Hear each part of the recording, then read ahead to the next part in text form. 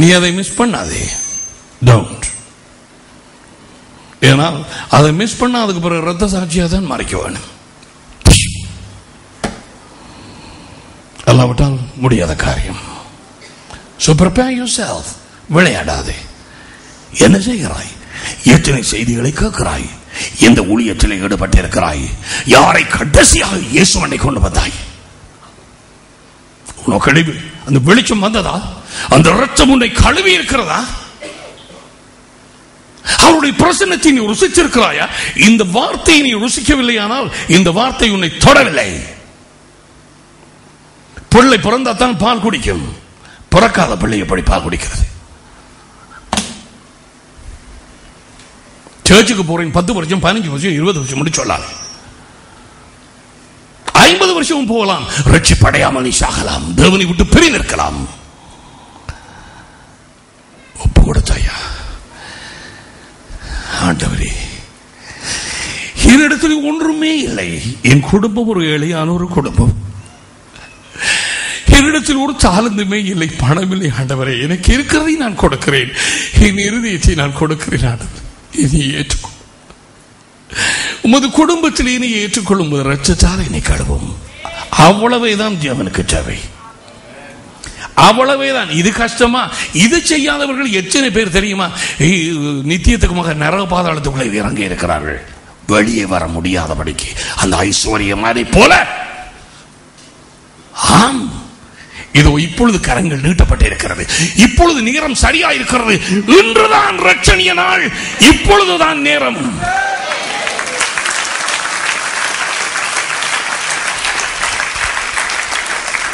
ஒரு குறிப்பிட்ட நாள் அங்கே கூறப்படவில்லை சகோதரர்களே. இன்றுதான் அந்த நாள், நாளை அல்ல. நான் யோசிச்சு சொல்றேன் பிரதர். இன்று இரவு மரணம் வந்தால் என்ன செய்வாய்?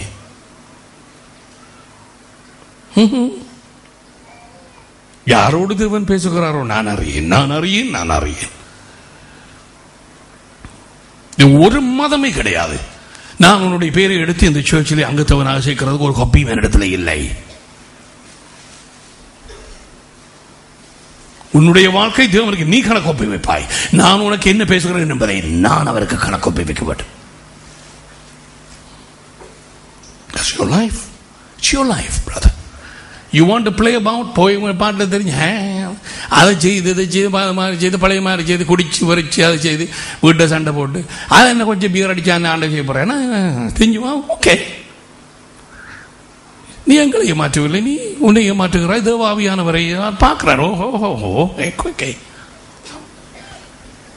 காரிருள் மூடிக்கொண்டிருக்கிறது. பயங்கர பிசாசுடைய அட்டகாசங்கள் கூடிக்கொண்டிருக்கு. சொல்ல முடியாத காரியங்கள் நடக்கிறது. அதை நான் இந்த டேப்பை சொல்ல விருப்பமே இல்லை. எனக்கு அவ்வளவு வஞ்சிப்பு, பயங்கர வஞ்சிப்பு.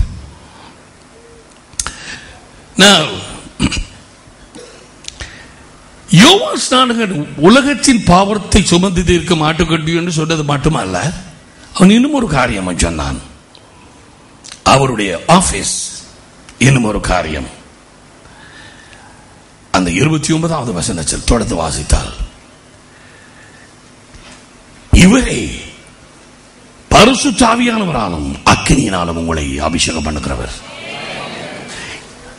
It is he who baptizes you with the Holy Spirit and with fire. Brother, get into this.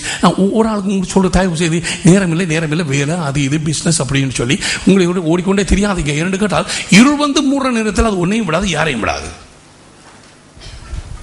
The only protection, ஒரே ஒரு பாதுகாப்பு, இயேசு கிறிஸ்துவினுடைய இரத்தம், அவர் கொடுத்த இந்த வசனம், அவர் கொடுத்த பரிசுத்த ஆவியானவர். ஹல்லேலூயா. தேவாவியானவர், வார்த்தை, இரத்தம், இது மூன்றும் ஒருமைப்பட்டிருக்கிறது. 1 யோவான் 5:8. இது மூன்றும் பூமியிலே சாட்சி கொடுக்கிறது. தேவன் கொடுத்த இந்த இவைகளை ஒரு ஒரு சாதாரண இதாக நீ எண்ணும் பொழுது தேவன் சொல்லுவார், ஓகே, நேரம் வரும், கொஞ்சம் இரு, இப்பொழுது கேள், இப்பொழுது மனம் திரும்பு, இன்றைக்கு நாளைக்கு அல்ல, உங்களை அநேகம் பேருக்கு அவன் பேருடைய பேர் எனக்கு தெரியாது, நான் உங்களோட செல்வரை கதைத்ததில்லை.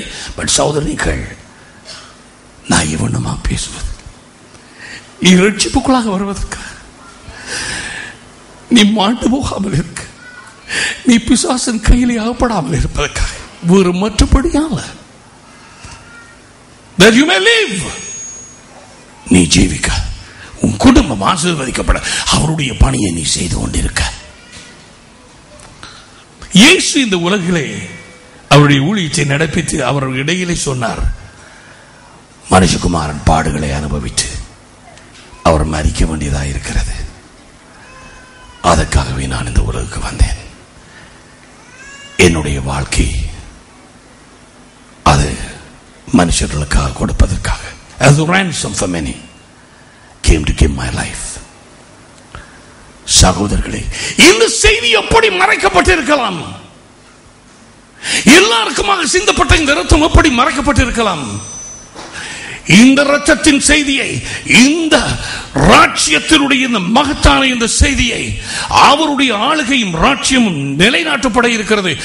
சீக்கிரமாக முதலில் அவருடைய ராஜ்யத்துக்குள்ளே உள்ளே சேர்ந்து கொள்வதற்கு அந்த இரத்தம் உண்மையில் பூசப்பட வேண்டும்.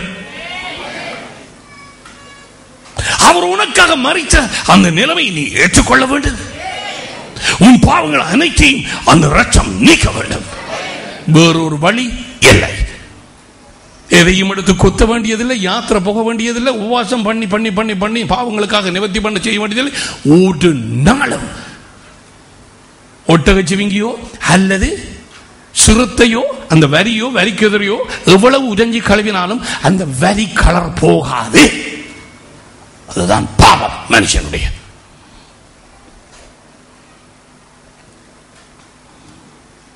ஆனால் இரத்தத்தினாலே எல்லாம் கழுவப்படும். இன்னும் ஒரு காரியம் தெரியுமா? அவர் இரத்தத்தினாலே கழுவேன் என்று சொன்னது மட்டுமல்ல, நான் ஒரு காரியத்தையும் மறப்பதில்லை, ஆனால் இந்த ஒரு காரியத்தை மறக்க போகிறேன். அது எனக்கு வல்லமை உண்டு. என்ன ஆண்டவரே, உன் பழைய கால பாவங்கள் ஒன்றையுமே என் மனதிலே இராது, அது போய்விடும்.